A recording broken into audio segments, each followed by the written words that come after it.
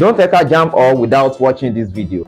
Don't enter JAMB all without watching this video. JAMB chemistry is not hard. Students just don't understand chemical formula and balancing. So stay with me for the next few minutes and chemistry will finally make sense. In this episode of 100 Days to JAMB Examination, I will teach you how to write chemical formula without guessing. I will also teach you how to balance equations step by step and the memory tricks that work in the JAMB examination hall. So before you write JAMB, you must understand this chemistry topic. Before I consider the balancing of chemical equation, what is a chemical formula? A chemical formula is a representation that expresses the chemical composition of a substance, indicating the element present and the number of atoms of each element. For example, water has the chemical formula H2O.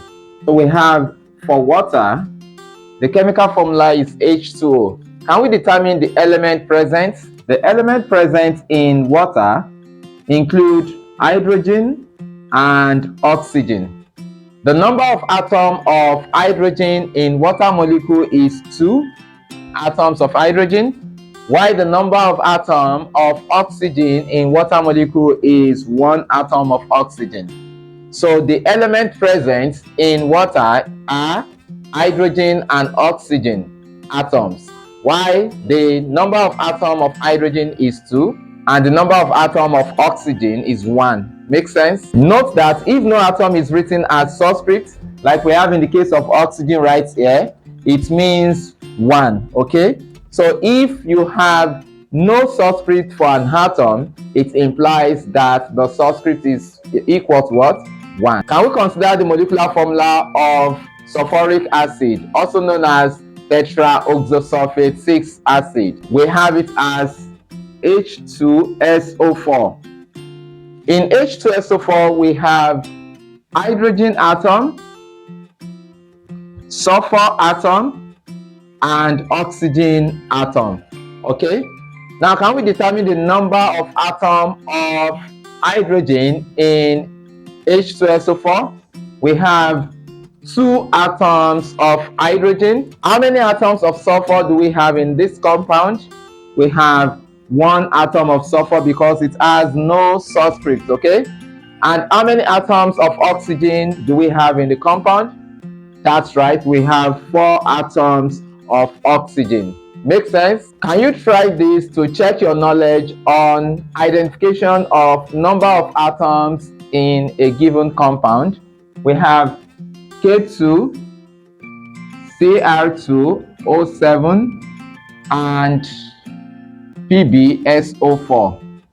Okay? Determine the number of atoms of each element in the 2 compounds on the board and drop your answer in the comments. Now, can we attempt this together? In K2Cr2O7, the elements present are potassium, chromium, we have oxygen. These are the 3 elements present in the compound. So how many atoms of potassium do we have in the compound? That's right, we have 2 atoms of potassium. How many atoms of chromium? Correct, that's 2 atoms of chromium. And how many atoms of oxygen? Very correct, we have what? 7 atoms of oxygen. Makes sense? Now, can we consider the second compound? That's the lead sulfate. We have PbSO4. In this, the elements present are lead, sulfur atom, as well as oxygen atom. How many atoms of lead do we have in the compound? Yes, without subscripts, we have what? 1 atom of lead. How many atoms of sulfur, the S, do we have in the compound? Correct, we have 1 atom of sulfur. And how many atoms of oxygen do we have in this compound? That's right, we have what?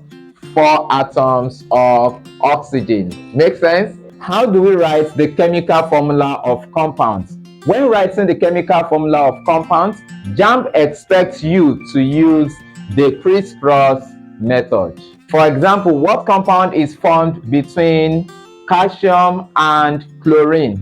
So when we have the calcium, and the chlorine atom. What is the charge on calcium?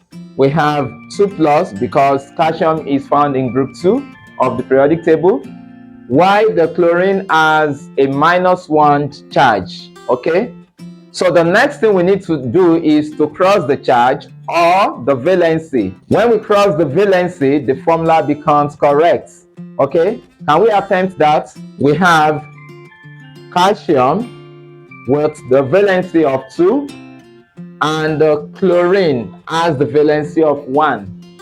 So let's adopt the Criss-Cross method. We have the exchange of valency, and this results into the chemical formula CaCl2. So this gives us the chemical formula for calcium chloride. So can we determine the number of atoms of individual elements in this compound? The calcium right here is 1 atom because we have no subscript, while we have 2 chlorine atoms in this compound. Can we consider the formation of compound between magnesium and the sulfate SO4? We have magnesium, which has the charge 2+, and the sulfates with the charge 2-. For magnesium, we have valency of 2. Just remove the charge from the oxidation state, you have the valency. And the sulfates has the valency of 2 as well. When we remove the minus charge from there, we have valency of 2. In forming a chemical formula, we are expected to always reduce the valency to the simplest whole ratio. Okay, so 2 in this we have 1, and 2 in this we have what? 1 as well. So we have exchange of 1 as their valencies. Then this results into MgSO4. Okay, not Mg2SO42. That is incorrect. We are expected to take the simplest whole ratio. Okay, so we have MgSO4 for magnesium sulfate. Make sense? Since the exchange of valencies is well understood in formation of chemical compound, now we can balance chemical equation.